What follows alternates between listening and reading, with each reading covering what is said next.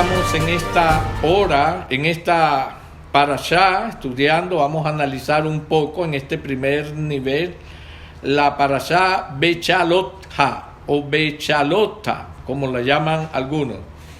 Está en Números capítulo 8 hasta Números capítulo 12 versículo 16.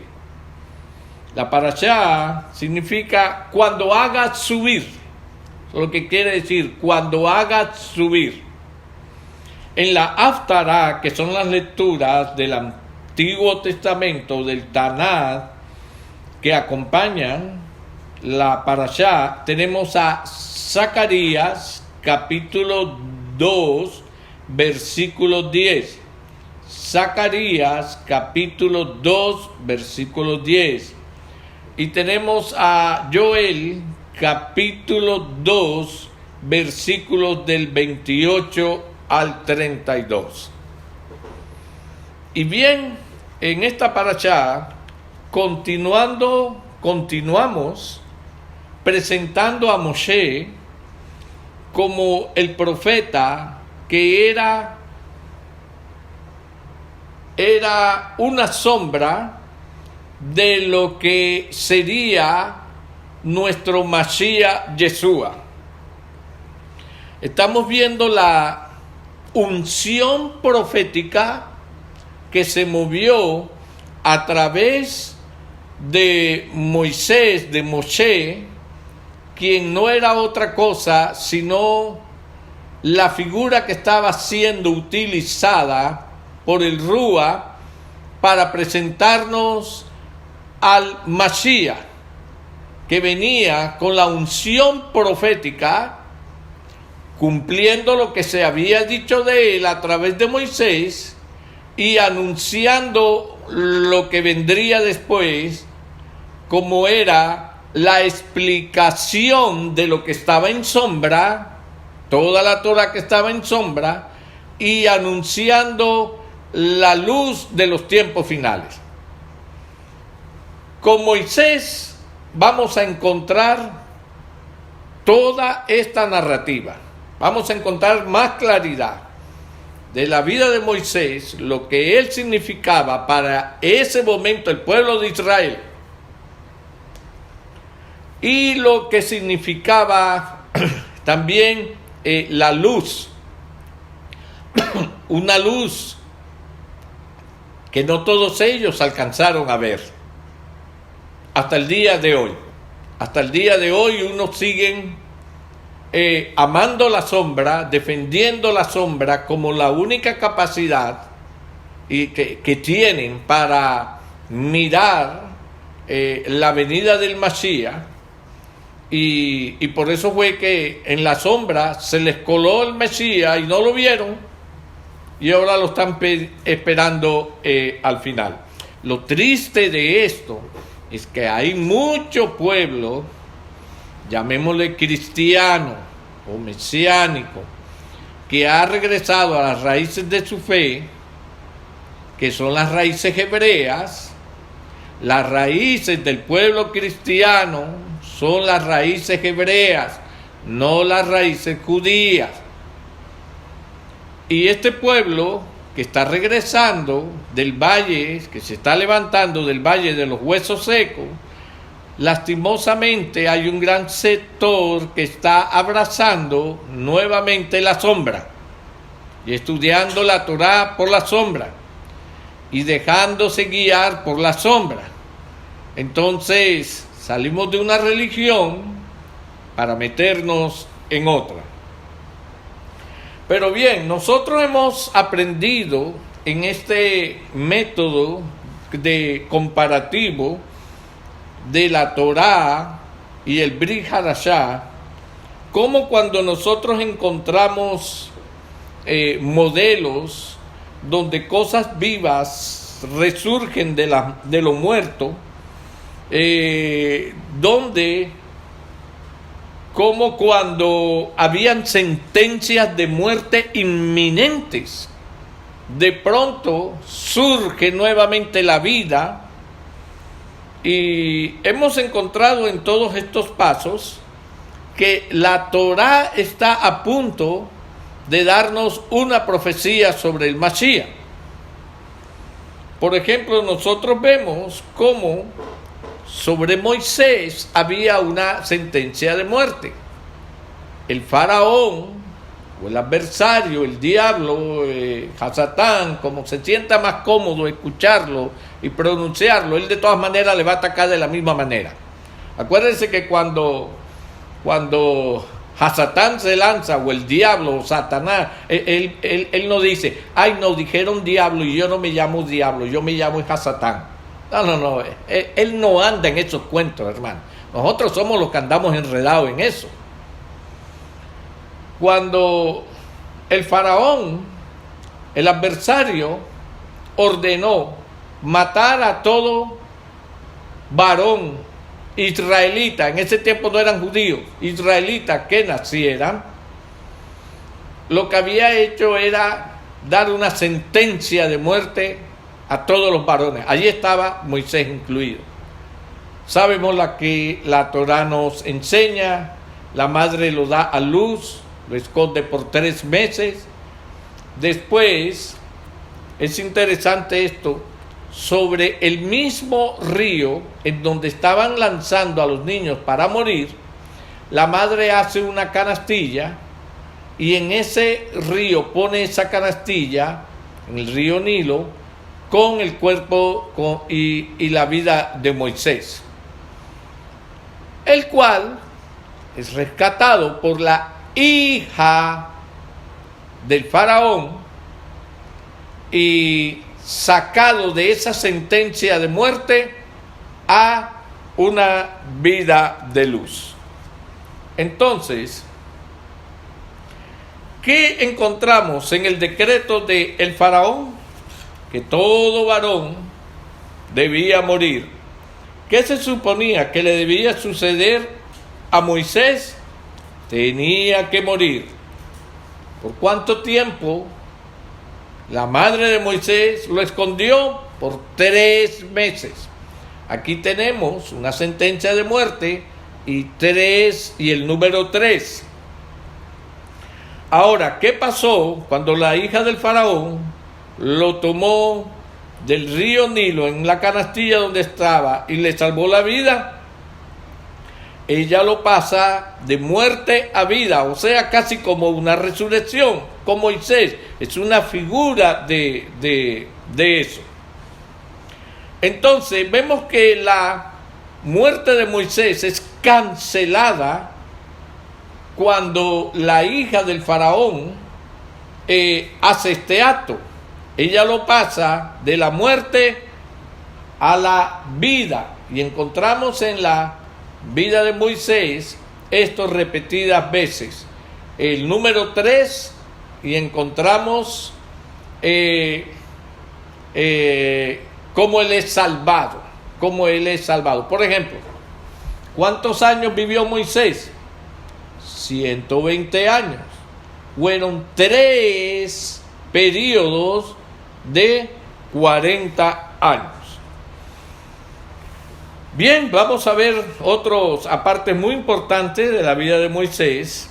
Vemos cómo Moisés se acerca al faraón con 3 señales sobrenaturales. Una, volviendo su vara en una serpiente, haciendo su mano leprosa y después restituyéndola. Y tercero, volviendo el agua en sangre. Ahora, pensemos en la señal del Mashiach y respondámonos a nosotros mismos. ¿Cómo todas las señales están relacionadas temáticamente con las del Mesías? Todas las 3 señales que Moisés hace, está él mostrando que tiene el poder de la vida sobre su mano. ¿Cómo es eso, pastor? Claro, él trajo un objeto muerto. ¿Qué era su vara? Un objeto muerto. Y le dio forma de serpiente. ¿Qué es una serpiente? Una figura viva. Es decir, él cogió muerte y la produjo en vida. Su mano estaba sana, la metió dentro de sí y la mano le salió leprosa. Sabemos que la lepra es una figura de muerte, eso lo hemos estudiado en la Parashá Mesorá. Si usted quiere tener más ideas sobre esto, vaya y mire esa Parashá. Y después vuelve y trae su mano restituida a la vida. Él tomó también agua. El agua es un símbolo de vida. El agua, cuando se puede tomar, salva la vida y se hace con ella muchas cosas que son importantes en nuestra vida. Y la volvió en sangre. Normalmente la sangre, en este contexto de este milagro que sucede en el río Nilo, era una figura de muerte. Esto es muy importante tenerlo.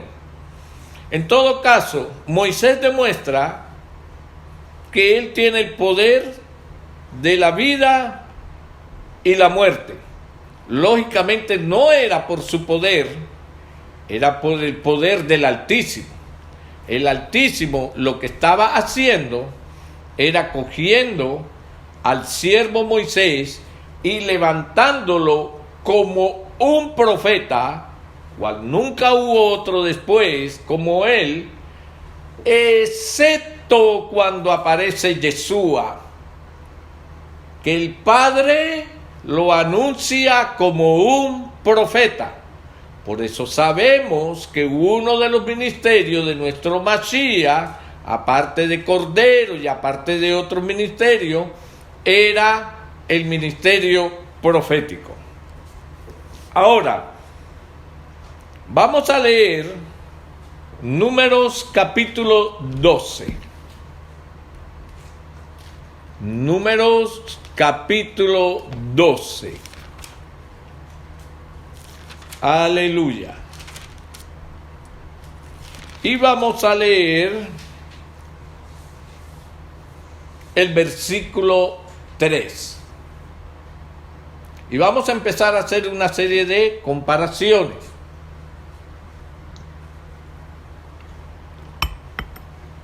Dice Números 12:3. Y aquel varón Moshe era muy manso, más que todos los hombres que había sobre la tierra. Al escuchar este versículo, nosotros podemos pensar en algún versículo en el Brit Hadashah que tenga este mismo concepto, este mismo mensaje. Vamos a ver Mateo capítulo 11. Mateo capítulo 11. Aleluya. Qué similitud tan maravillosa hay, que nos está anunciando algo. Mateo capítulo 11. Y vamos a leer del versículo 28. Venid a mí todos los que estáis trabajados y cargados, y yo os haré descansar. Pongan atención al 29. Llevad mi yugo sobre vosotros y aprended de mí, que soy, ¿qué dice? Manso y humilde de corazón, y hallaréis descansos para vuestras almas, porque mi yugo es fácil y ligera mi carga. Interesante las palabras, que soy manso y humilde de corazón. Lo está diciendo Yeshua. ¿Qué nos enseñaba la Torá sobre Moshe? Que él era el hombre más manso en ese momento sobre la tierra, como no había ninguno como él. Entonces, una de las cualidades más sobresalientes del Mashiach, nosotros sabemos, fue su humildad. De hecho, el libro de Filipenses, capítulo 2, Filipenses capítulo 2. Vamos a leer del versículo 5, perdón. Nos dice sobre el Mashiach: haya pues en vosotros este sentir que hubo también en el Mashiach Yeshua, el cual, siendo en forma de Elohim, no estimó el ser igual a Elohim como cosa a que aferrarse, sino que se despojó a sí mismo, tomando la forma de siervo, hecho semejante a los hombres. Nuevamente el 7. Sino que se despojó a sí mismo, tomando la forma de siervo, hecho semejante a los hombres, y estando en la condición de hombre, escuche, se humilló a sí mismo, haciéndose obediente hasta la muerte y muerte de cruz. Por lo cual Elohim también lo exaltó hasta lo sumo y le dio un nombre que es sobre todo nombre, para que en el nombre de Yeshua, Jesús, se doble toda rodilla de los que están, ¿dónde? En los cielos y en la tierra y debajo de la tierra. Es en el nombre de Yeshua. Por eso es que nosotros todo lo pedimos en el nombre de Yeshua. Eso fue lo que nos enseñó el apóstol Pablo, dado por el Rúa. Ahora, yo sé que estas enseñanzas del apóstol Pablo son difíciles de entender, porque la Torá nos habla del Padre, todo lo pedía en el nombre del Padre. Entonces empieza a ser como que Pablo cae chocante, está contradiciendo la Torá. Estas son las cosas difíciles de Pablo de entender. En un momento las vamos estudiando. Y en el 11 dice: y toda lengua confiese que Yeshua HaMashiach es el Adón, para gloria de Elohim el Padre. Aleluya. Entonces, aquí estamos viendo cómo Yeshua se despoja de su divinidad para ejercer un ministerio completamente humano. Oiga esto: se despoja de su divinidad para ejercer un ministerio humano. Lo decimos de esta manera para poder entender el grado de humildad de Yeshua. Y es por eso que nosotros encontramos muchas preguntas de ¿por qué si Yeshua era Elohim? ¿Por qué hizo esto como cualquier humano? ¿Por qué pedía así? ¿Por qué se cansaba? ¿Por qué Dios se cansaba? Porque a la gente se le olvida, que para Él enseñarnos humildad y sujeción, que es lo que le falta a usted y a mí, Él se despojó en muchas acciones de su divinidad. Ahora, en Shemot, en Éxodo, nos vamos a dar cuenta que aunque Moisés era un hebreo, su educación es totalmente diferente a la de sus hermanos. ¿Está la Torá enseñándonos algo acerca del Mesías a través de este contraste? Bueno, como creyentes del nuevo pacto del Brit Hadashah, hablo con los creyentes del nuevo pacto del Brit Hadashah. Si usted no es uno de estos, por favor, no oiga esto. ¿Qué sabemos sobre la figura de Torá de los hijos de Israel en esclavitud en Egipto? ¿Qué sabemos? La esclavitud egipcia de los hijos de Israel es una figura de la esclavitud de toda la humanidad al pecado. Es decir, es como una parábola viviente, lo que nos está enseñando el Adón allí a través de este relato histórico vivido, si es histórico es vivido, es que la esclavitud de los hijos, porque eran hijos de Israel, del pueblo del Adón, en esclavitud en Egipto, es lo mismo que vive un hijo de Dios que vive todavía en esclavitud del pecado. Ahora, así como los hijos de Israel no podrían liberarse por sí mismos de la servidumbre de los egipcios, de la esclavitud de los egipcios, tampoco la humanidad puede liberarse a sí misma de la esclavitud al pecado. Cuando nosotros leemos, mire, Romanos capítulo 6, capítulo 7, capítulo 8, eso es lo que el Rúa nos está enseñando a través de esto que escribió el apóstol Pablo. Ahora, vamos a mirar otro punto. Para poder el Señor usar a Moisés, liderar a los hijos de Israel fuera de la servidumbre egipcia, ¿qué cambio debió suceder en la vida de Moisés? Bueno, sabemos que él nació y se crió como un príncipe en Egipto. Vamos a leer este versículo porque es muy importante.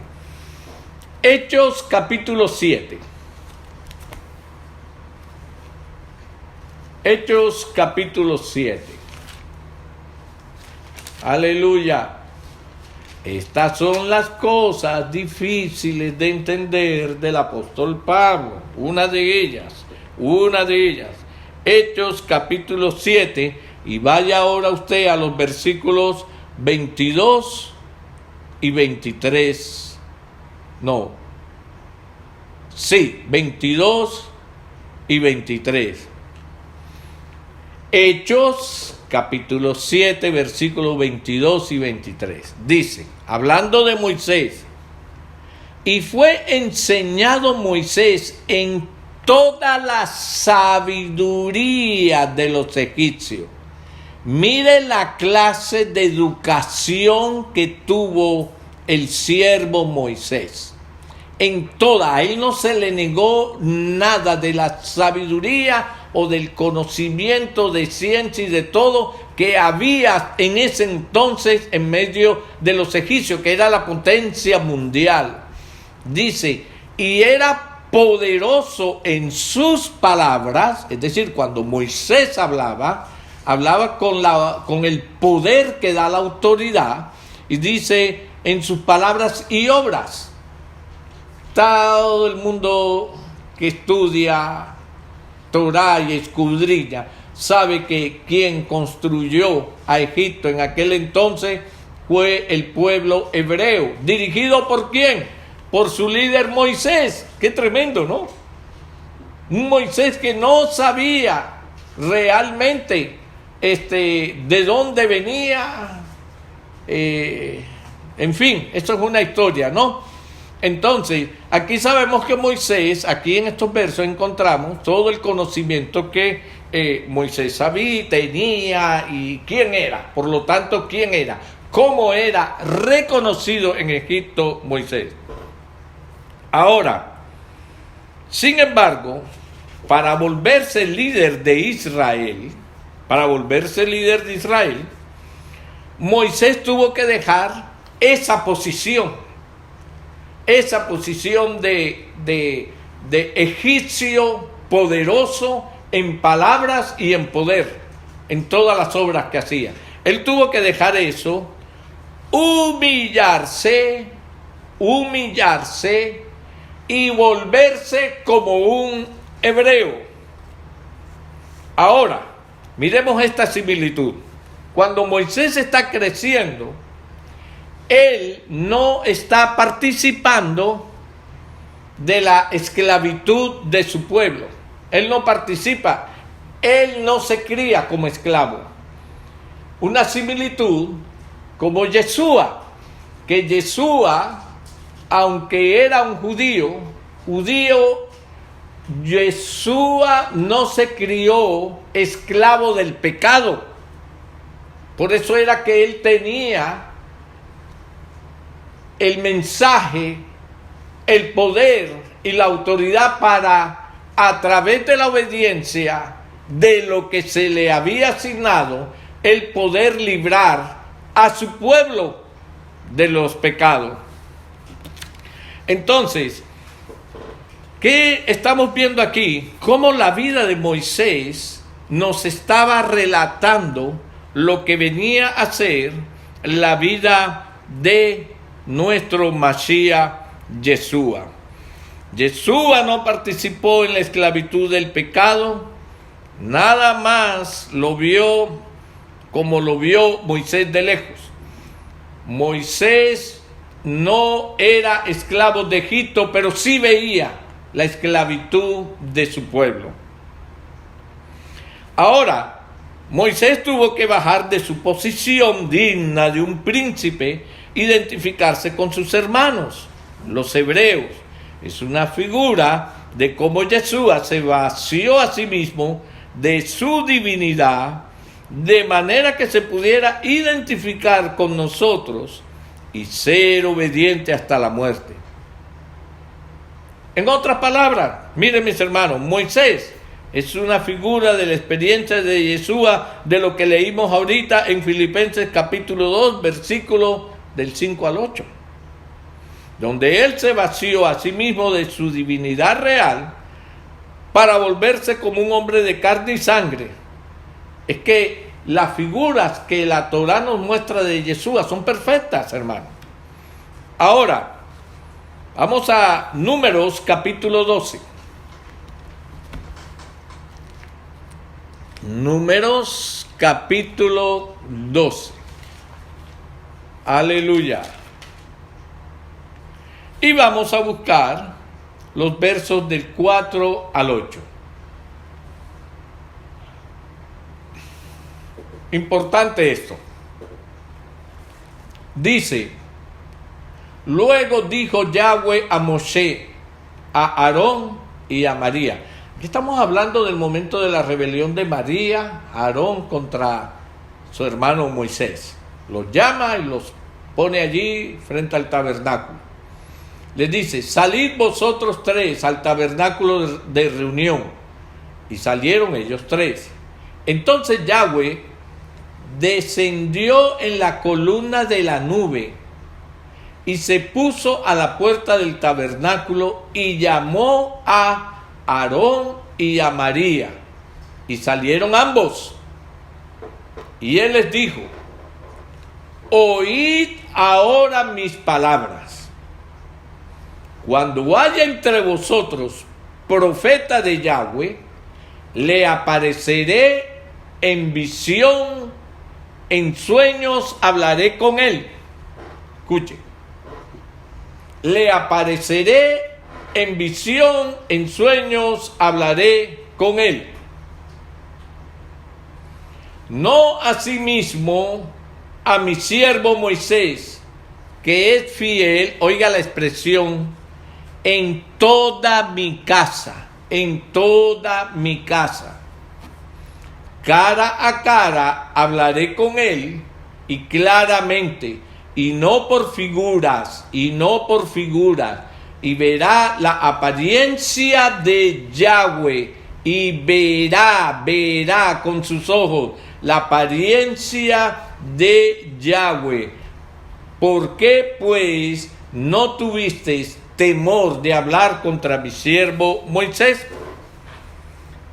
Este es un pasaje sumamente importante. De aquí podríamos tocar una serie de conceptos doctrinales de Torá que se están enseñando hoy, desbaratarlos completamente, nada más con esto, ¿verdad? De que Dios es espíritu y a Dios nadie lo ha visto jamás, nadie lo ha visto jamás. ¿Qué es lo que la Escritura nos está diciendo ahí? Contrastado con esto, donde dice: y hablaré con él claramente. Mire, y dice que no por figuras, y verá la apariencia de Yahweh. Ok, pero es importante que tengamos presente las palabras donde dice fiel en toda mi casa. Ahora, miramos la frase, Él es fiel en toda mi casa. Podemos pensar en una escritura del Nuevo Testamento, del Brit Hadashah, que esté directamente, temáticamente relacionada con esta de la Torá. Vamos a ver qué nos dice Hebreos, capítulo 3. Hebreos, capítulo 3. Aleluya. Y vamos a leer de los versos Hebreos 3, del 1 al 6.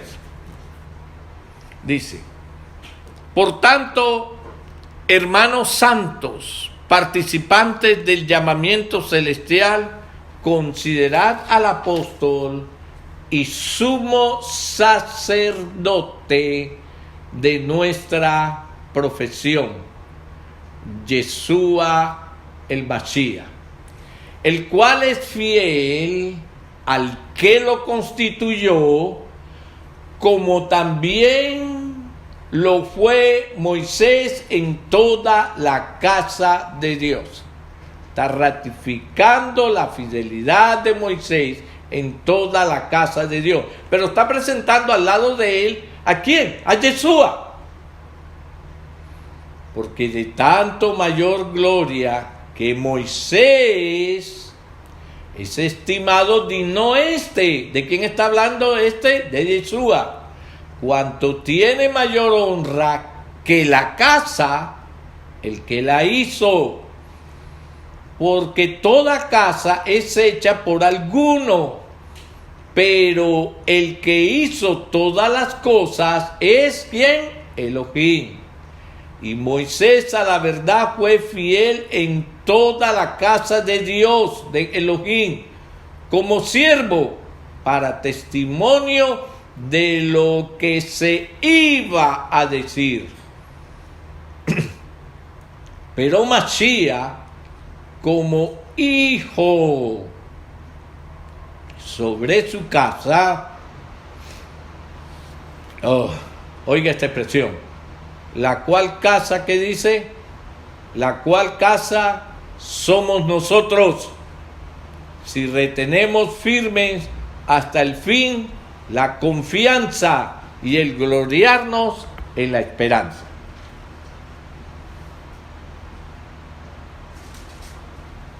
Aleluya.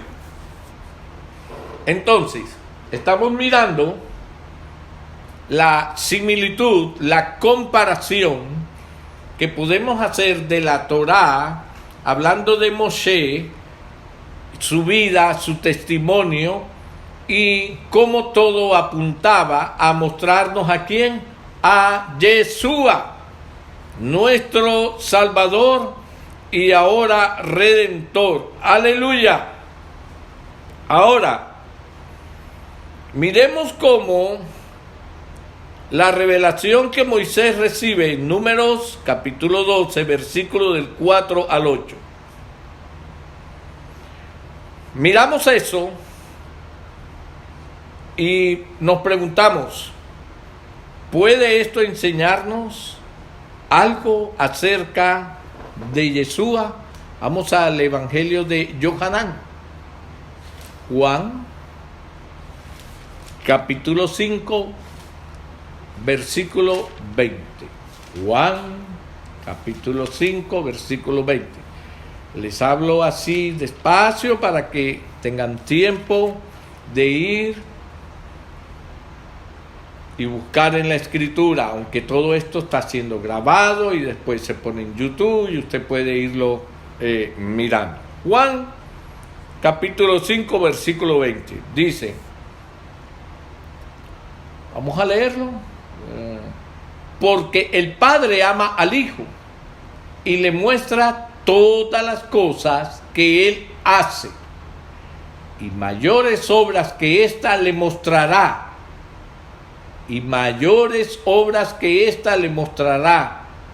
de modo que vosotros os maravilléis. Aleluya. ¿Cómo está relacionado temáticamente el pasaje de Números con el de Juan? Por lo que vemos, Yeshua recibió revelación libre y directa del Padre, tal como Moisés la recibió también del Padre. Hablaba con él cara a cara. Como podemos ver, el nivel de profecía alcanzado por Moisés era una figura del alto nivel de profecía de nuestro Mashiach. Por eso la Escritura va a presentar al Mashiach como profeta. Vamos a leer Deuteronomio capítulo 18. Deuteronomio capítulo 18. Aleluya. Qué lazos tan perfectos, Señor. Deuteronomio capítulo 18. Gracias, Abba. Y vamos a ir a los versículos 18 y 19.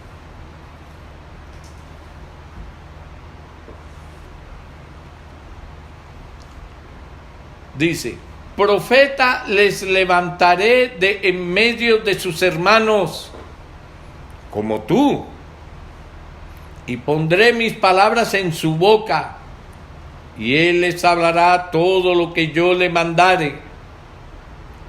Mas a cualquiera que no oyere mis palabras, que él hablare en mi nombre, yo le pediré cuenta. ¿A qué profeta estaba diciendo que les iba a levantar? ¿A quién se refería? A nuestro Mashiach Yeshua. Él sería levantado de en medio de Israel y hablaría lo que Adonai le dijera, lo que él debía decir. ¿Cómo está esto relacionado con Números capítulo 12, versículo del 4 al 8? Adonai esperaba que todos escucharan cuidadosamente las palabras de Moisés. Igualmente que ahora el Señor espera que nosotros escuchemos todo lo que nuestro Yeshua nos entrega. Ahora, hermano, vamos a ver algo. El deseo, el anhelo profético de Moisés, y lo comparamos con la obra de nuestro Mashiach. Algunas veces nosotros podemos entender el plan de nuestro Elohim al mirar los sueños y las aspiraciones de aquellos quienes entienden su plan. Cuando un hombre, una mujer de Dios entiende los planes y los propósitos del Elohim, lo que vamos a mirar en ellos es el anhelo de que los planes del Adón se cumplan. ¿Por qué? Porque los planes del Señor son siempre perfectos. No queremos que se cumpla otra cosa, no queremos que se cumplan los deseos del mundo, de las personas, de la familia. Ay, mi hijo, ora para que el Señor haga esto. Yo no puedo orar para lo que tú quieres que Él haga. Yo oro para lo que yo entiendo que es el propósito de Dios. Eso debemos tenerlo bien en cuenta. Eso es parte de la madurez. Cuando a ti te obligan a orar por el deseo de una madre, de un padre, de un esposo y de una esposa, en fin. Cuando tú no sabes si eso es el propósito de Dios, aunque aparentemente sea bueno, y tú accedes a orar por eso, tú estás mostrando que tú no tienes madurez espiritual. Nosotros siempre tenemos que estar alineados a los planes y a los propósitos de nuestro Elohim. Vamos a ver Números capítulo 11.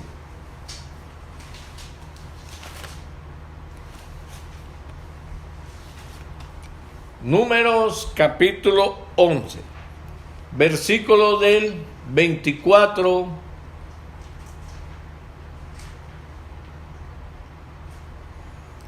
y 25. 24, bueno, vamos a ver hasta dónde nos lleva el Señor. Entonces Yahweh descendió en la nube y le habló, y tomó del espíritu que estaba en él, o sea, en Moisés, y lo puso en los 70 varones ancianos. Aquí aparecen los 70 varones ancianos. Y cuando posó sobre ellos el espíritu, el Rúa, profetizaron y no cesaron. Y habían quedado en el campamento 2 varones, llamados el uno Eldad y el otro Medad, sobre los cuales también reposó el Rúa. Estaban estos entre los inscritos, pero no habían venido al tabernáculo. Ojo, estaban dentro de los llamados, solo que no habían llegado al tabernáculo. Y profetizaron en el campamento. Y corrió un joven y le dio aviso a Moshe y dijo: Eldad y Medad profetizan en el campamento. Entonces respondió Josué, hijo de Nun, ayudante de Moisés, uno de sus jóvenes, y dijo: Señor mío, Moisés, impídelos. Y Moisés le respondió: ¿Tienes tú celos por mí? Oiga, ojalá todo el pueblo de Yahweh fuese profeta, y que Yahweh pusiera su espíritu en ellos. ¿Por qué Moisés dijo eso?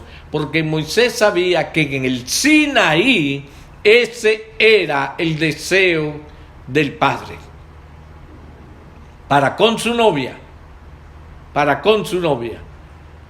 Si ellos hubieran recibido el Rúa como lo recibió Moisés, todo el pueblo tuviera el mismo espíritu que había en Moisés. Por eso fue que a Moisés no le pareció malo lo que estaba sucediendo. Esto está de acuerdo al anhelo de Dios. Y después, más tarde, en Jeremías, en Joel, el Señor vuelve y dice: y derramaré de mi espíritu. No era un plan nuevo. Era el mismo plan del Sinaí, que se fue frustrado, porque cuando el Señor empezó a confrontarlo: no matarás, no robarás, y ellos habían hecho todo esto, le dijeron al Señor: no hable más con Moisés, no hable más Dios con nosotros mismos, sino que hablen con Moisés. A nosotros nos gusta a veces mucho más los mediadores. ¿Sabe por qué? Porque a los mediadores con 4 lagrimazos y 3 mentiritas piadosas los podemos engañar, pero al Señor no. Al Señor no. Entonces, ¿qué fue lo que hizo Adonai aquí en este pasaje de Números 11, 24 al 30 que acabamos de leer? Adonai tomó del espíritu que estaba en Moisés y lo puso sobre los 70 ancianos. Miremos cómo lo dice. Él tomó del espíritu que estaba en Moisés y lo puso en los ancianos. Note la respuesta de Moisés a la queja de Josué sobre los ancianos que profetizaron en el campamento. Números 11:29. Y Moshe le respondió: ¿tienes tú celos por mí?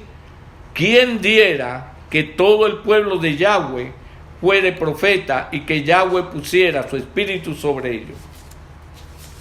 Esto es lo que podemos entender cuando estamos alineados al anhelo profético del Señor y de Moisés. Arroja eso que realmente era el plan y el corazón de Adonai desde el principio al fin. ¿Cuál profecía del Tanat está conectada temáticamente al anhelo profético de Moisés? Sí, ¿cuál? Cuando leemos a Joel, capítulo 2, versículo del 28 al 32. profetiza allí del día en que Adonai derramaría su rúa sobre toda carne, lo que sucedió en Hechos capítulo 2. Ahora, recordemos, parte del rúa sobre Moisés fue derramado en los israelitas reunidos para la ceremonia de Shavuot. ¿De dónde vino el rúa? ¿De dónde venía el rúa? Miremos Juan 14, 16. Juan 14, 16. Y yo, dijo Yeshua, estas son palabras de Yeshua, y yo rogaré al Padre, y os dará otro consolador para que esté con vosotros para siempre. Amén. Ahora vayamos a Hechos capítulo 2, versículo 33. Estamos haciendo comparaciones, hermanos, donde vemos el deseo de Yeshua, el deseo de Moisés, el deseo de los profetas, que nunca fueron otros diferentes a los del Padre, y comparándolos después con lo que sucedió en el Brit Hadashah, en el día de Shavuot. Versículo Hechos 2, versículo 33. Que nos dice la Escritura: así que, exaltado por la diestra de Elohim, y habiendo recibido del Padre la promesa del Ruach HaKodesh, ha derramado esto que vosotros veis y oís. Porque David no subió a los cielos, pero él mismo dice: dijo el Señor a mi Señor, siéntate a mi diestra hasta que ponga tus enemigos por estrado de tus pies. Aleluya. Entonces, ¿qué sucedió allí en Shavuot? Que el Señor escuchó el clamor, la oración de Yeshua, cuando él dijo que él rogaría al Padre para que enviara otro consolador. Aleluya. Gracias, Abel. Ahora, vamos a prestarle mucha atención a esto que quiero compartir con ustedes. Hay un buen nivel de sod. Hemos estudiado que esto quiere decir revelación para nosotros. El judaísmo nos enseña que Adonai originalmente creó 70 naciones del mundo. Si nosotros tenemos el Husman, la Torá judía, leemos el comentario y vemos cómo las 70 naciones fueron formadas examinando la lista asociada con Génesis 10. Eso enseña el Husman. Por tanto, cuando usted ve el número 70, usualmente tiene dentro una enseñanza del nivel de sod, de revelación, concerniente a todas las naciones del mundo. ¿Ok? Bueno, con eso en mente, ya tenemos ese conocimiento. ¿Cuántos ancianos fueron llenos con el Rúa? 70. En el nivel Sod sabemos que esto tendrá algo que ver con todas las naciones del mundo. Antes hemos declarado que el derramamiento del Rúa en Shavuot, en el libro de los Hechos capítulo 2, fue un cumplimiento profético del anhelo de Moisés. Ahora, podemos pensar en una conexión temática entre el número 70 y el número de los ancianos y el derramamiento del Rúa a todas las naciones del mundo. En Hechos, capítulo 2, dice que allí en ese día habían judíos en Jerusalén de todas las naciones bajo el cielo. Decía, estaban allí representadas todas las naciones del cielo. Entonces, estamos viendo en Hechos capítulo 2 el derramamiento del Rúa como un cumplimiento al deseo, al anhelo profético de Moisés y en respuesta a la oración de Yeshua, de que el Padre derramara del Espíritu. Ahora, miremos en Lucas capítulo 10. Vamos a mirar Lucas capítulo 10. Versículo 1. Después de estas cosas, designó el Señor también a otros 70. En la Torá 70, en el Tanakh 70, y aquí otra vez designó el Señor a otros 70, a quienes envió de dos en dos delante de él a toda la ciudad y lugar a donde él había de ir. Y les decía: la mies a la verdad es mucha, mas los obreros pocos. Por tanto, rogad al Señor de la mies que envíe sus obreros. Aleluya. Ahora, hermanos, vamos a hacer una comparación. En el Tanakh, ¿qué fue lo que llevó al Adón a llamar a estos 70 y derramar sobre ellos del Espíritu que había en Moisés? El pueblo se estaba quejando contra Moisés por falta de comida. Y Moisés, en su humanidad, en su angustia, le oró al Señor y le dijo que hiciera algo o que lo matara. Entonces, ¿qué hizo el Señor? Llamó a los 70 para que ayudaran a Moisés a sobrellevar esta carga que él tenía. Ahora, cuando nosotros leemos Lucas capítulo 10, versículo 1 y 2, nosotros vemos que el Señor comisiona 12. Pero 12 eran pocos, aunque es un número clave, para la gran comisión, para llevar el mensaje que Yeshua había traído.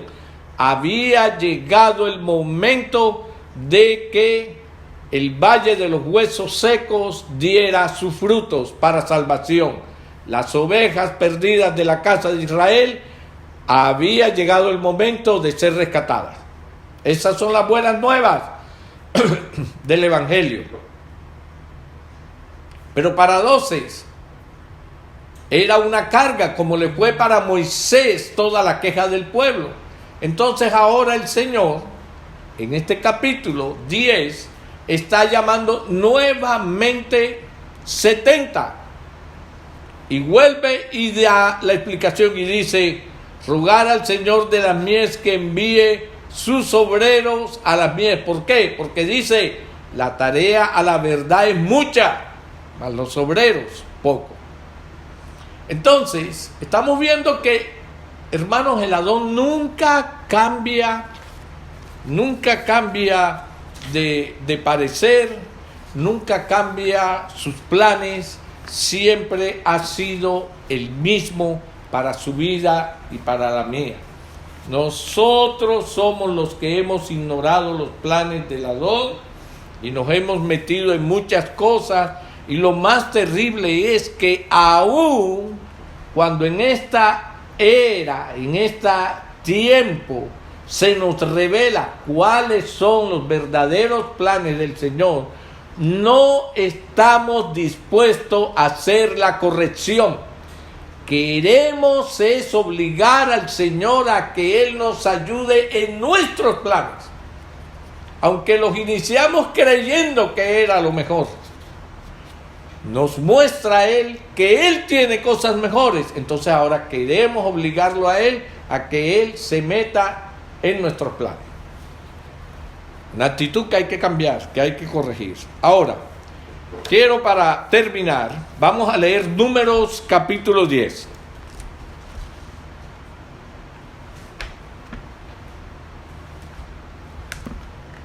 Números capítulo 10.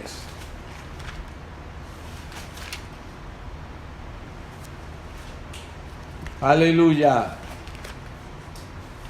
Bendito seas, Padre, por todo lo que a través de tu palabra nos enseña. Números capítulo 10, vamos a leer dos textos, versículo 35 y 36. Estos son unos textos importantísimos. De estos textos hasta alabanzas, canciones se han sacado, se han editado. Y hoy vamos a ver el sentido profético de estos versos. Dice: cuando el arca se movía, Moisés decía, oiga, levántate, oh Yahweh, y sean dispersados tus enemigos, y huyan de tu presencia los que te aborrecen. Y cuando ella se detenía, decía, vuélvete, oh Yahweh, a los millares de Israel. Wow, increíble. Con estos versos, usted va a poder tener una idea del nivel de revelación que tenía Moisés, de quién era el Padre, quién era Yeshua, qué era el Rúa y los planes que el Altísimo tenía.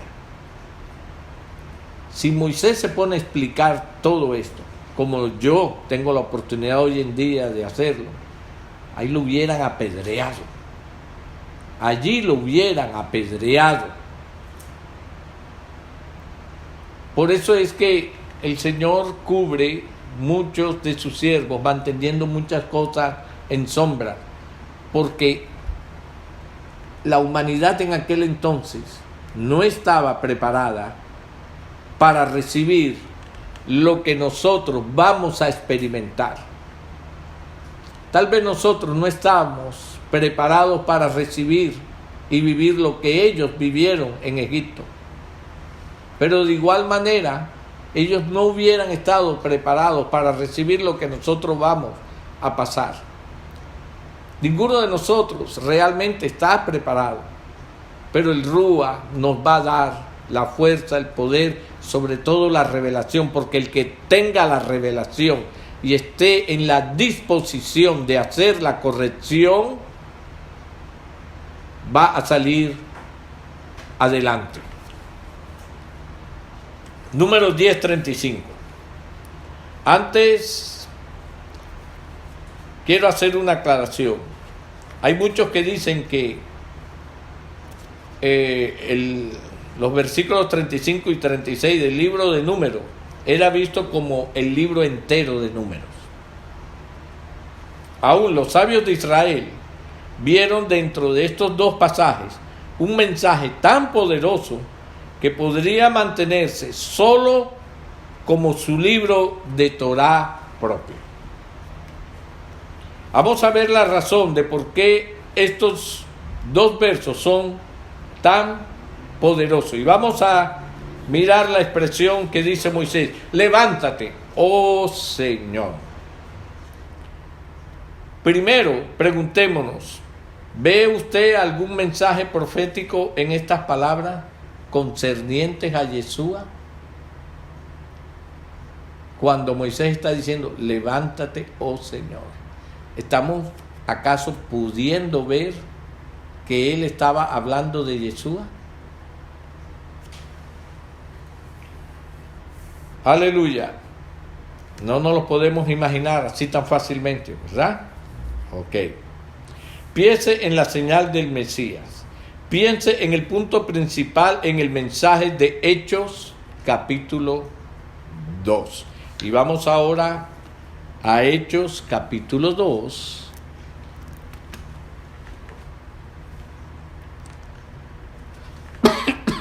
Versículos 24. Vamos a leer Hechos capítulo 2, versículo 24. Acordémonos, Moisés diciendo, levántate, oh Señor. ¿Ok? Ahora vamos a ver Hechos capítulo 2, versículo 24. Dice, al cual Dios levantó, suelto los dolores de la muerte, por cuanto era imposible que fuera retenido por ella. ¿Por qué Moisés está diciendo, levántate, oh Señor? Porque Moisés estaba viendo este momento. Eso es para que tengamos una idea de el nivel de revelación que tenía Moisés. Por eso la Escritura dice que no había otro tan fiel en la casa de Dios como él. Entonces, ahora lo podemos mirar. Ahora vamos al 30. Ahí mismo. Pero siendo profeta y sabiendo que con juramento Elohim le había jurado que de su descendencia en cuanto a la carne, que dice, levantaría al Mashiach para que se sentara en su trono. Wow. Eso lo vio Moisés. Él vio el juramento cuando el Señor dijo, y aunque él muera, yo lo voy a levantar para que él se siente en mi trono. Qué bendición tan grande, hermanos, que nosotros podamos tener estos puntos de revelación, estos niveles de revelación, y bueno, que el Señor sea siempre ayudándonos a caminar sobre eso. Ahora, notemos también la conexión que hay entre levántate, oh Señor, y la frase sean dispersos tus enemigos y huyan de tu presencia los que te aborrecen. ¿Vemos aquí alguna conexión? La dispersión de los enemigos del pueblo de Israel está temáticamente conectada al levantamiento del Señor. Hemos visto antes, cuando estudiamos la Akeida, ¿se acuerda? ¿Qué es la Akeida? El sacrificio de Isaac como una ofrenda quemada. ¿Ok? Cuando hemos estudiado ese tema, después de que Abraham estuvo dispuesto a ofrecer a Isaac como un olad, ofrenda del todo quemada, Adonai le prometió que su semilla poseería la puerta de sus enemigos. Que su semilla poseería la puerta de sus enemigos. En otras palabras, la Torá conecta temáticamente el evento de la Akeida con la promesa del pueblo de Israel de gobernar sobre sus enemigos. Eso es lo que significa poseer sus puertas. Sabemos que la Akeida fue una figura profética de la muerte y resurrección del Mashiach. Por lo tanto, Números 10:35 nos enseña que Yeshua ganará la victoria sobre sus enemigos, poseyendo las puertas, por medio de su resurrección. Esta no es la única ni última vez que la Torá hará esta conexión. Sabemos que esto es verdad cuando leemos Colosenses 2:15 y Hebreos capítulo 2, versículos 14 y 15. Colosenses 2:15 dice, y despojando a los principados y a las potestades, los exhibió públicamente, triunfando sobre ellos, ¿dónde? En el madero, en la cruz. Poseyó a los enemigos, fuera enemigos, ustedes no tienen nada contra mí, y lógicamente después vendría contra el pueblo. Ahora, Hebreos capítulo 2, versículo 14, ¿qué nos dice? Así que por cuanto los hijos participaron de carne y sangre, él también participó de lo mismo para destruir por medio de la muerte al que tenía el imperio, la autoridad de la muerte. Esto es, al diablo. Y librar a todos los que por temor a la muerte estaban durante toda la vida sujetos a servidumbre.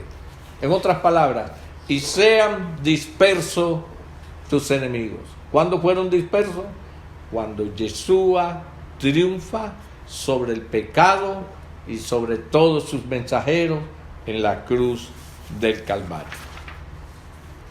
Bien, mis hermanos, hay muchas cosas que podríamos hablar también en esta parashá referente a la venida de nuestro Mashiach, pero como siempre lo digo, vamos estudiando por partes. En la próxima ronda de Torah, cuando lleguemos a números otra vez, a esta parashá, seguramente el Altísimo nos va a llevar un poquito más arriba en otro nivel. Damos gracias al Señor en esta hora por esta oportunidad, por la oportunidad de poder grabarlo y montarlo en YouTube. Esto va a ser y ha sido de muchas bendiciones a muchas vidas, y esperamos que sea de bendición también para la suya. Nos vemos el próximo Shabbat, donde estaremos también con la próxima parashá. Que el Altísimo me las continúe bendiciendo grande, rica y poderosamente. Shalom, shalom, shalom. ¿Te gustó este mensaje? Te invitamos a suscribirte a nuestro canal de YouTube y activar la campana para estar al tanto de nuevos videos. Síguenos en Instagram @Ministerio Puerta de Salvación y en Twitter @Ministerio MPS. Shalom y bendiciones.